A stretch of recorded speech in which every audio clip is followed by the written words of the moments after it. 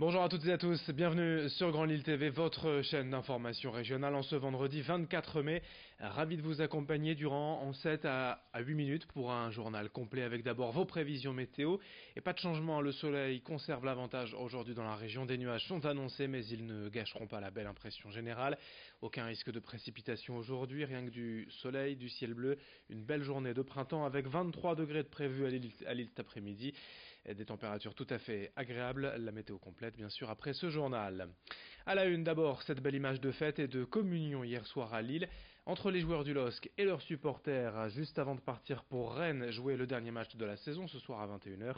Le club lillois a été célébré par la mairie lors d'une réception officielle à l'hôtel de ville.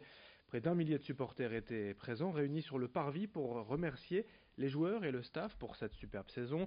Le LOSC n'est pas champion, certes, mais a fini deuxième et s'est qualifié pour la Ligue des Champions. C'est une réussite suffisante pour recevoir de tels honneurs et pour cette cérémonie. Comme un adieu à certains joueurs en partance la saison prochaine, on écoute quelques supporters et Christophe Galtier hier au milieu de la foule, au micro de Rémi Desremeaux. Bonjour, vous attendez un autographe en particulier? Ah oui, de Rui Fonte, que maintenant l'année prochaine ils sont en Champions League et on est ultra contents. C'est exceptionnel, c'est super, ils nous ont donné plein de bonheur et que ça continue l'année prochaine, j'espère qu'il n'y aura pas trop de départs.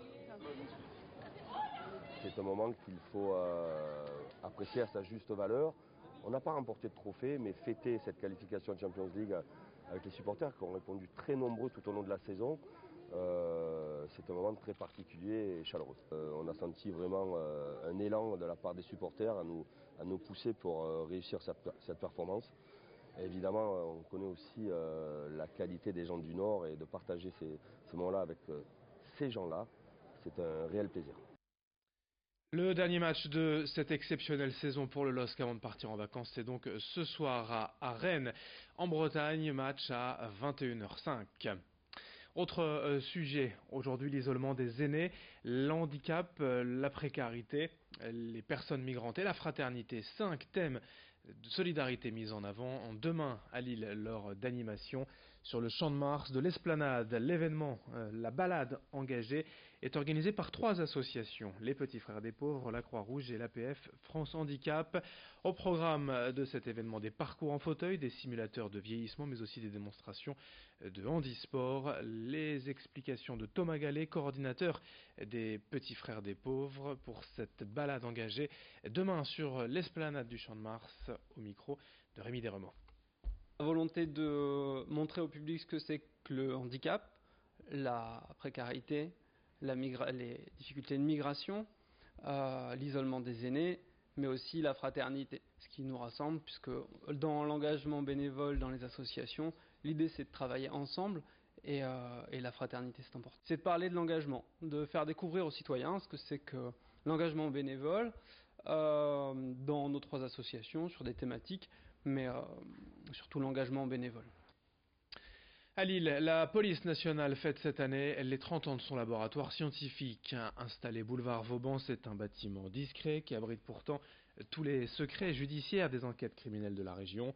À l'occasion de cet anniversaire, nous avons pu visiter l'intérieur et découvrir les différents services de balistique, de chimie ou de biologie.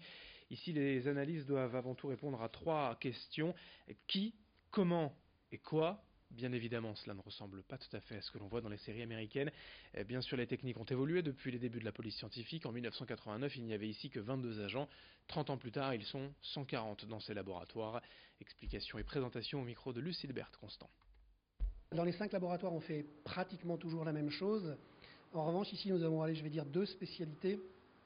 Une qui est extrêmement confidentielle, qui est une experte qui est capable, après des études universitaires dédiées, de faire de la comparaison d'écriture, c'est-à-dire de dire si 2 écritures manuscrites sont issues de la même personne, y compris quand la dite écriture est dissimulée ou tentée d'être dissimulée. Et nous avons aussi une équipe de balisticiens extrêmement performants en reconstitution en 3 dimensions des scènes de crime, qui travaillent avec des logiciels et qui permettent, comme disait Confucius, un schéma vaut mieux que 1000 mots, de représenter pour les jurys d'assises une scène de crime de manière infiniment plus efficace et parlante que si on la décrit avec un discours verbal. Ce soir, partout en France, c'est la fête des voisins et vous participerez vous-même peut-être à un apéro ou un repas dans votre rue ou votre quartier. Aujourd'hui, les habitants vont encore plus loin qu'une fête ponctuelle en créant des lieux de convivialité destinés au voisinage. Exemple ici à Lille, à Oisem, avec Maïté Mallet. Elle a répondu en 2015 à un appel à projet de l'APES pour créer une voisinerie, un lieu ouvert à tous pour rassembler les habitants et salariés du quartier, avec un bar, une cantine, une conciergerie. L'idée, c'est de mieux se connaître entre voisins, de se rendre des petits services, mais aussi de permettre les rencontres entre les différentes générations, les cultures. L'ouverture est prévue en octobre, ici entre la rue Gantois et la rue Barthélemy de l'Épaule. Présentation avec les explications de Maïté Mallet, elle-même au micro d'Idil Gunay. L'idée, c'est de faire travailler des entreprises du coin.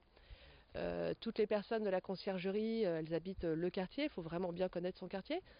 Mais le cuisinier va travailler avec des produits locaux, avec des fournisseurs du quartier, le boulanger du coin. Enfin, on essaie vraiment de créer une petite entreprise, pas locale, mais ultra locale, quoi. Vraiment au sein de ce quartier, puisque la rue des Postes, elle est extrêmement vivante. Mais là, ce petit pâté de maison, mine de rien, il n'y a rien, quoi. Et là, le local, il est à l'angle de 2 rues, il est entièrement vitré, il est vraiment ouvert. Je pense que ça va être un bon point de rassemblement. Et puis du sport également ce week-end, demain soir à 17h, la finale du championnat de France de water-polo féminin. Le Luc reçoit Nice pour le match retour. Après leur victoire à l'aller la semaine dernière à Nice, 13-6, les Lilloises sont plus que jamais favorites. Elles qui sont en finale pour la 7e année de suite. Championnes depuis 2014, les joueuses du Luc ont déjà remporté le titre à 5 reprises. Elles rêvent d'un 6e titre demain soir à domicile et grâce à leur avantage au match aller. Un nouveau succès, elles leur tend les bras. Rendez-vous demain 17h à la piscine Marx d'Ormois à Lille pour cette finale retour du championnat de France de water-polo. Présentation de la rencontre au micro d'Alicia Sanfilippo. On fait l'entraînement à pleine vitesse depuis septembre.